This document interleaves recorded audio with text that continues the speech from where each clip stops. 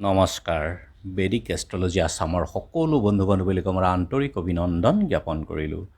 বন্ধু বান্ধৱীসকল, মই আজি লৈ আহিছোঁ এটা সৰু ভিডিঅ' ধনতেৰাছৰ বিষয়ে। আমি আজিকালি সকলোৱে জানো যে ধনতেৰাছনো কি। সাধাৰণতে ই এক পৌৰাণিক কাহিনী আৰু যেতিয়া দেৱতা আৰু অসুৰসকলে সমুদ্ৰ মন্থন কৰিছিল তেতিয়া ধনতৰী দেৱতা অৰ্থাৎ দেৱতাসকলৰ চিকিৎসকে অমৃত কলহ লৈ প্ৰকট হৈছিল। ধনতৰী হ'ল দেৱতাসকলৰ চিকিৎসক আৰু হাতত সোণৰ কলহ লৈ তেওঁ প্ৰকট হৈছিল এই সমুদ্ৰ মন্থনত। আৰু সেইকাৰণে ধনতৰী দেৱতাক সুস্বাস্থ্য দীৰ্ঘায়ুৰ কাৰণে মনা যায় বা পূজন কৰা হয়।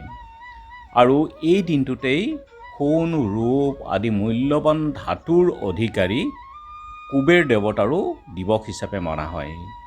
বহুতে এই দিনটোত কুবেৰকো পূজা কৰে।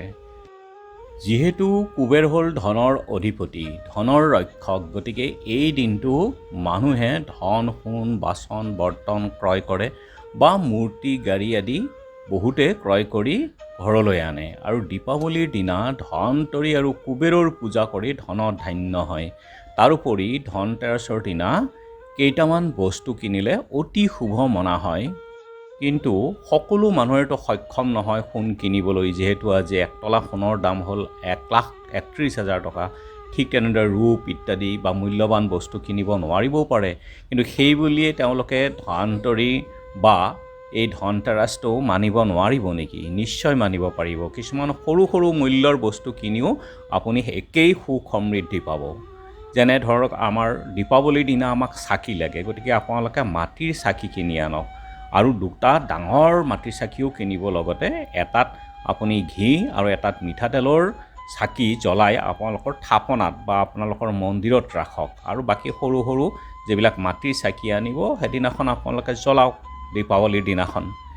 দ্বিতীয়তে আপোনালোকে পাৰে যদি ৰূপৰ মুদ্ৰা এটা কিনি আনক বা ৰূপ এটুকুৰা বা বেলপাত, ৰূপৰ বেলপাত এটুকুৰাকৈ কিনি আনক। আপুনি কিনি আনি আপোনালোকৰ মন্দিৰত বা নামঘৰত বা থাপনাত ৰাখক, ইয়াৰতো মূল্য কম।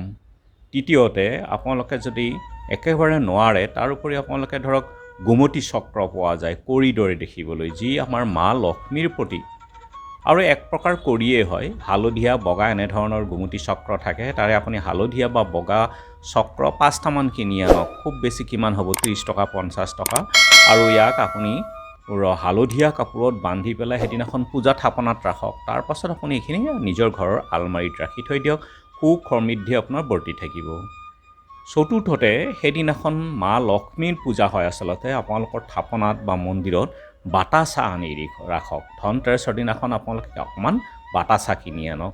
আৰু এই বাতাচাখিনি যিদিনাখন দীপাৱলী লক্ষ্মী পূজা হ'ব সেইদিনাখন আপোনালোকে বাতাচাখিনি প্ৰসাদ হিচাপে লগাওক।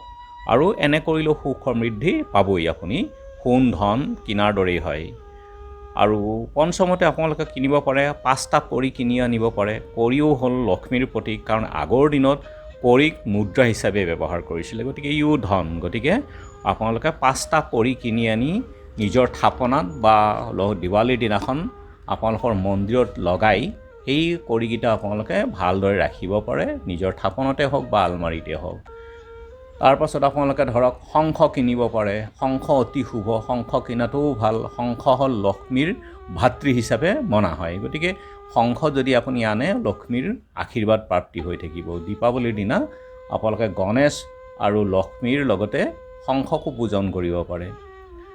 তাৰপাছত আপোনাৰ 7 নম্বৰ ধৰক লক্ষ্মী গণেশৰ মূৰ্তিও কিনিব পাৰে দীপাৱলীৰ দিনা। যিহেতু দীপাৱলীৰ দিনা আপোনাৰ ধন ধান্য হ'বৰ কাৰণে গণেশ আৰু লক্ষ্মীৰ পূজন কৰা হয়। গতিকে ধনতেৰাছৰ দিনাখন আপোনালোকে 3 ইঞ্চিমানৰ আপোনাৰ ওখ আপুনি লক্ষ্মী আৰু গণেশৰ বেলেগে বেলেগে মূৰ্তি কিনি আনিব পাৰে। মাটিৰো কিনি আনিব পাৰে, মাটিৰ হ'লেতো ভালেই, গতিকে আপোনালোকে থাপনাত ৰাখিব পাৰে।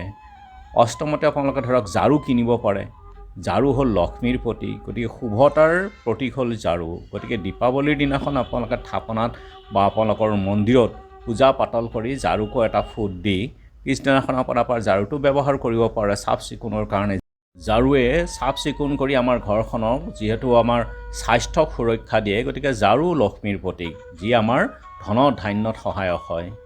নৱমতে আপোনালোকে ধৰক বাচন বৰ্তন কিনিব পাৰে ঘৰখনৰ, পাকঘৰৰ যিটো আমি ব্যৱহাৰ কৰোঁ। আৰু এইদিনা কিনাটো অতি শুভ।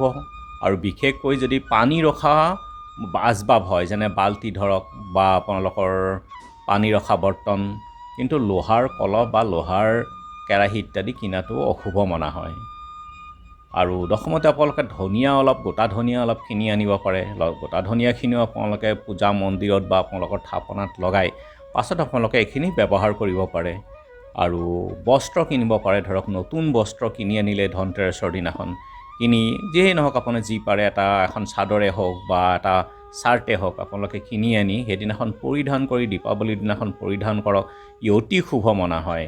কিন্তু আপোনাৰ ক'লা নীলা বস্ত্ৰ ধাৰণ কৰাটো সেইদিনাখন অতি অশুভ বা কিনিবও নালাগে। আৰু এতিয়া চাওঁ আহকচোন, এইবছৰ ধনতেৰছৰ তাৰিখটো বা শুভ সময়খিনি কেতিয়া পৰিছে। 18 অক্টোবৰ অসমীয়াৰ 31 আহিন শনিবাৰ, ত্ৰয়োদশী তিথি পৰিব 12:19:37 পৰা দিনৰ পিছদিনা, অৰ্থাৎ 19 তাৰিখ দেওবাৰ 1 কাতি দিনৰ 1:52:06 পৰ্যন্ত এই তিথি থাকিব। গতিকে এই সময়খিনিত আপোনালোকে যদি ধনতেৰাছ মানা হয়, যিকোনো শুভ বস্তু আপোনালোকে কিনে, তেনেহ'লে নিশ্চয় সুখ শান্তি সমৃদ্ধিটো হ'বই। গতিকে এই সময়খিনিতে আপোনালোকে এই বস্তুখিনি বা আচবাবখিনি আপোনালোকে ক্ৰয় কৰক, যথেষ্ট আপোনালোকে লক্ষ্মীৰ কৃপা পাই থাকিব। তাৰপাছত 20 অক্টোবৰ সোমবাৰ নৰক চতুৰ্থী হ'ল, 21 অক্টোবৰ মঙলবাৰ দীপাৱলী, আৰু 22 অক্টোবৰ বুধবাৰ গোবৰ্ধন পূজা। গতিকে বন্ধু বান্ধৱীসকল, এইবাৰ ধনতেৰছটো আপোনালোকৰ সাধ্য অনুসাৰে যিয়েই কিনক তাতেই সুখ শান্তিৰে কিনি আনি আপোনালোকে লক্ষ্মীৰ আশীৰ্বাদ প্ৰাপ্তি হৈ থাকক। ধন্যবাদ।